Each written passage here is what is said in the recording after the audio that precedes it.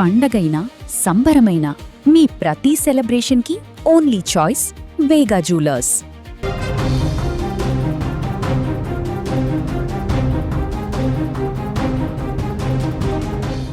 విశాఖపట్నం తీరంలో సముద్రంలో గల్లంతైనటువంటి 6 మత్స్యకారుల ఆచూకీ 4 రోజుల తర్వాత కూడా లభించలేదు.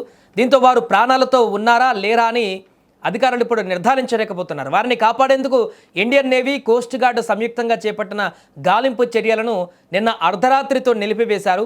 మృతుల కుటుంబాలకు ప్రభుత్వం 10 లక్షల చొప్పున ఎక్స్గ్రేషియా ప్రకటించింది. విజయనగరం, విశాఖపట్నం జిల్లాలకు చెందిన 7 మత్స్యకారులు ఈ నెల 1న విశాఖ హార్బర్ నుంచి వేటకు బయలుదేరారు.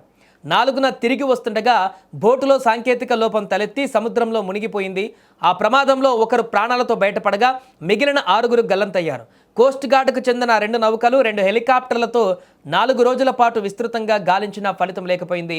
72 గంటలకు పైగా గడిచిన ఆచూకీ లభించకపోవడంతో వారు మరణించినట్లుగా భావిస్తున్నామని రాష్ట్ర మంత్రి కొల్లు రవీంద్ర తెలిపారు.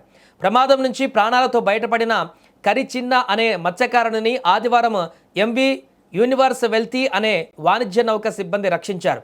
సోమవారం అతన్ని ఐఎన్ఎస్ డేగకు తరలించి కిమ్స్ ఐకాన్ ఆసుపత్రిలో చేర్పించారు.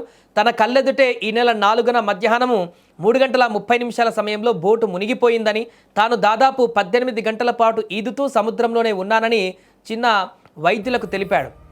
ఆదివారం ఉదయం 9 గంటలకు నౌకా సిబ్బంది తనను గుర్తించి కాపాడారని వివరించాడు.